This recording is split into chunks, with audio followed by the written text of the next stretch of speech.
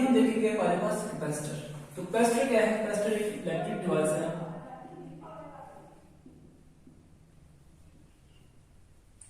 To store charge. तो capacitor एक ऐसी डिवाइस है जो कि अपने अंदर चार्ज को स्टोर करने की सलाहियत जो होती है वो रखती है। तो अगर आपको चार्ज को स्टोर करना है उसके लिए आप क्या यूज कर सकते हैं? कैपेसिटर को आप यूज कर सकते हैं। इसकी कंस्ट्रक्शन देखेंगे, कंस्ट्रक्शन के अंदर हमारे पास इसके दो ही पार्ट्स होते हैं। एक तो हमारे पास दो मेटल की प्लेट्स होती हैं जो कि पैरेलल होती हैं,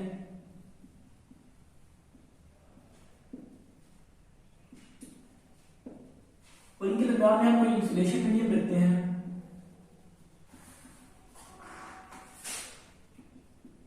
for example air, paper, mica, PTC. तो इसको हम कहते हैं कि हमारे पास डाइलेक्ट्रिक। ठीक है, तो कंस्ट्रक्शन के अंदर हम देखेंगे तो कैपेसिटर के पास क्या होगी? दो पैरेलल प्लेट्स होंगी मेटल की, साथ में इनके दरमियान में हम कोई इंसुलेशन मीडियम रखेंगे। वो इंसुलेशन मीडियम जो है वो एयर भी हो सकती है, पेपर भी हो सकता है, या माइका भी हो सकता है। अगर आप इस कैपेसिटर को अटैच करते हैं बैटरी के साथ तो उससे क्या होता है? बैटरी का पॉजिटिव टर्मिनल लेफ्ट साइड पे रहेगा, उसके ऊपर पॉजिटिव चार्ज होते हैं वो कम्युलेट होते हैं, और क्योंकि सर पॉजिटिव चार्जेस कम्युलेट हुए हैं तो इंडक्शन की वजह से जो अपर प्लेट होगी, साथ वाली प्लेट, उसके ऊपर नेगेटिव चार्जेस जो होंगे वो इकट्ठे होना शुरू हो जाएंगे। अब चूंकि इस साइड पे पॉजिटिव चार्ज, इस तरफ नेगेटिव चार्जेस हैं, दरमियान इंसुलेटिंग मीडियम जो एक दूसरे के साथ को रीच तो नहीं कर सकते, मिल तो नहीं सकते एक दूसरे के साथ, लेकिन फोर्स ऑफ अट्रैक्शन दोनों के ऊपर मौजूद होती है, जिसकी वजह से ये चार्जेस होते हैं इस पॉइंट के ऊपर मौजूद रहते हैं और ये चार्ज होल्ड करके रखते हैं। तो कैपेसिटर के अंदर जो चार्जेस होते हैं वो होल्ड होते हैं, यहाँ पे इकट्ठे रहते हैं। ठीक है, अब हमारे पास जो चार्जेस इकट्ठे होते हैं या किसी जगह पर चार्जेस इकट्ठे होते हैं तो उनकी वजह से हमारे पास क्या होता है? वहां पे पोटेंशियल जो होता है वो बिल्डअप हो जाता है। तो ये जो चार्जेस होंगे ये डायरेक्टली प्रोपोर्शनल होंगे वोल्टेज के। ठीक है, किसी भी कैपेसिटर के ऊपर जो चार्जेस स्टोर होते हैं वो डायरेक्टली प्रोपोर्शनल होते हैं वोल्टेज के। तो अगर मैं प्रोपोर्शनल का साइन खत्म करूं तो आ जाएगा Q is equal to C V. तो सी वी इसको हम कहते हैं कैपेसिटेंस ऑफ कैपेसिटर। तो कैपेसिटेंस क्या है? किसी भी कैपेसिटर की जो चार्जेस को स्टोर करने की सलाहियत है कि अपने अंदर कितने चार्जेस जो है वो स्टोर कर सकता है, उसको हम कहते हैं कैपेसिटेंस ऑफ द कैपेसिटर। तो कैपेसिटेंस को मेजर करने के लिए हम जो यूनिट यूज करते हैं वो होता है फैरेड। इसको ऐसे लिखा जाता है, और फैरेड जो होता है काफी बड़ा यूनिट है। तो वैसे हमारे पास जो मार्केट के अंदर कैपेसिटर होते हैं उनकी जो कैपेसिटेंस रेटिंग होती है वो कम होती है, इसके लिए हम ज्यादातर जो यूनिट यूज करते हैं वो माइक्रोफैरेड जो होता है वो यूज किया जाता है। वैसे ये नैनोफैरेड के अंदर भी मौजूद है, मिलीफैरेड के अंदर भी मौजूद होते हैं। ठीक है, तो अब हमारे पास कैपेसिटेंस जो होती है 1 फैरेड की कैपेसिटेंस वो किसके इक्वल होती है? तो वहां से अगर सी को सेपरेट किया जाए Q equal to C V, सी को सेपरेट किया तो सी किसके इक्वल आता है? Q divided by V. तो अगर मैंने 1 फैरेड को डिफाइन करना हो तो आ जाएगा 1 कूलम डिवाइडेड बाय 1 वोल्ट। तो इसको हम डिफाइन कैसे करेंगे? तो अगर हमारे पास हम 1 कूलम का चार्ज देते हैं किसी भी एक प्लेट को, ठीक है, कैपेसिटर की दो प्लेटें जो हैं उनको हमने एक प्लेट को कितना चार्ज दिया? 1 कूलम चार्ज। तो उस 1 कूलम का चार्ज देने की वजह से जो दोनों प्लेटों के दरमियान में पोटेंशियल डिफरेंस है वो हो गया 1 वोल्ट का। तो हम कहते हैं कि हमारे पास कैपेसिटर की कैपेसिटेंस कितनी है? 1 फैरेड। दोबारा उसमें अगर आपने 1 कूलम का चार्ज प्रोवाइड किया कैपेसिटर की एक प्लेट को, एज ए रिजल्ट क्या होगा कि कैपेसिटर की दो प्लेट्स के दरमियान में जो पोटेंशियल का डिफरेंस क्रिएट हो गया वो कितना हो गया? 1 वोल्ट। तो उस कैपेसिटर की जो कैपेसिटेंस होगी कितनी होगी? 1 फैरेड। तभी हम देखेंगे कि हमारे पास कैपेसिटर्स को कैसे आप आपस में जोड़ सकते हैं, कॉम्बिनेशन ऑफ कैपेसिटर्स।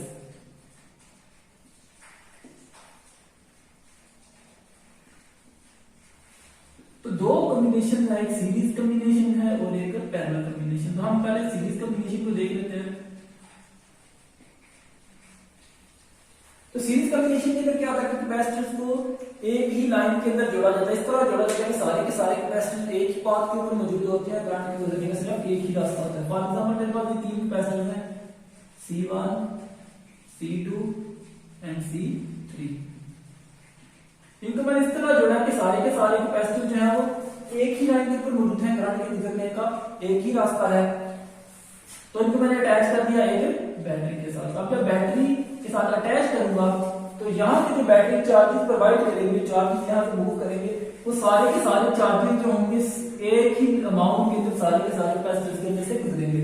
तो जितने चार्जेस C1 में से गुजरेंगे उतने ही C2 में से, उतने ही C3 में से, क्योंकि सारे के सारे कैपेसिटर एक ही पाथ के ऊपर लगे हुए हैं। इसका मतलब है Q1 is equal to Q2 is equal to Q3, और इसको मैं सपोज कर लेता हूँ बोलूं इक्वल है बैटरी के चार्जेस Q के इक्वल। लेकिन जो पोटेंशियल बैटरी का हमने प्रोवाइड किया है V, वो पोटेंशियल जो होगा तीनों कैपेसिटर्स के ऊपर डिवाइड हो जाएगा, कुछ V1 कुछ V2 और कुछ V3।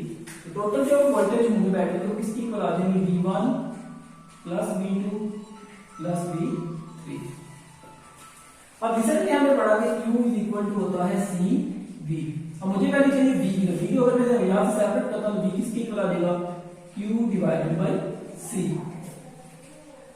तो इनके अंदर मैं वैल्यू पुट करता हूं तो V किसकी इक्वल हो जाएगा, Q divided by C is equal to V1 की वैल्यू है तो ये हो जाएगा Q1 divided by C1 plus V2 है तो Q ओवर C है तो V2 के लिए Q2 और C2 plus Q3 over C3।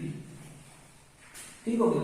अब चूंकि हमारे पास Q1 Q2 Q3 सारे Q के इक्वल है तो इनकी जगह मैं Q पुट कर देता हूं। तो ये 1 over Q over C1 plus Q over C2 plus Q over C3। तो यहाँ से Q कॉमन आ जाएगा तो यहाँ से आ जाएगा 1 over C1 plus 1 over C2 plus 1 over C3, और यहाँ से Q ओवर C। तो Q और Q कैंसिल। तो ये जो हमारे पास है 1 ओवर C, ये होती है इक्विवेलेंट कैपेसिटेंस, इसके इक्वल होती है 1 over C1 plus 1 over C2 plus 1 over C3। तो यहां से हम देख रहे हैं कि अगर हम कैपेसिटेंस को जोड़ते हैं सीरीज के अंदर तो उनकी जो कैपेसिटेंस होती है वो कैसे आती है, जो इंडिविजुअल कैपेसिटेंस है उनका आपने जैसे ब्रोकर लेके को ऐड करना है तो वो किसकी इक्वल आएगी, 1 ओवर C इक्विवेलेंट के। इसका मतलब है कि इक्विवेलेंट कैपेसिटेंस होती है सीरीज कॉम्बिनेशन के अंदर वो क्या होती है, कम होती है। इंडिविजुअल कैपेसिटेंस की निस्बत जो आपकी इक्विवेलेंट कैपेसिटेंस होगी सीरीज कॉम्बिनेशन के अंदर वो कम होती है। अब हम देखते हैं हमारे पास दूसरा कॉम्बिनेशन जो कि है पैरेलल कॉम्बिनेशन।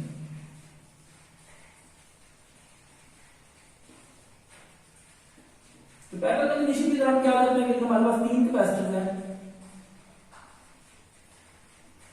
तो तीनों कैपेसिटर को इस तरह हम अटैच करते हैं कि तीनों के लेफ्ट हैंड साइड बैटरी के एक टर्मिनल के साथ और तीनों की राइट हैंड साइड बैटरी के दूसरे टर्मिनल के साथ जोड़ते चलते हैं।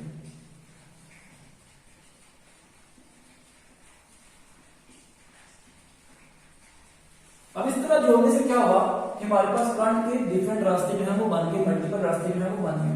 अब हमारे पास जो वोल्टेज अप्लाई की जाएगी पैरेलल कॉम्बिनेशन के अंदर, चूंकि सारे के सारे एक ही पॉइंट के ऊपर अटैच हैं तो वोल्टेज जो होंगे वो सबके ऊपर सेम होंगे, V1 is equal to V2 is equal to V3 और किसके इक्वल होगा, V के।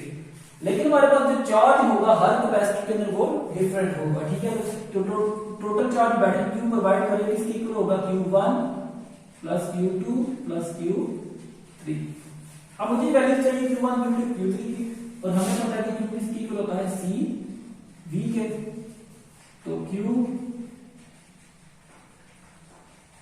इज इक्वल टू Q1 किसके इक्वल होगा, C1 V1 plus Q2 C2 V2 और Q3 किसके इक्वल होगा, C3 V3 के। अब चूंकि हमारे पास वोल्टेज तो सेम है तो V1 V2 V3 जब मैं क्या पुट कर दूंगा, V तो रहेगा C1V plus C2V plus C3V। अब V चूंकि कॉमन है तो आ जाएगा C1 plus C2 plus C3। तो Q divided by V is equal to C1 plus C2 plus C3।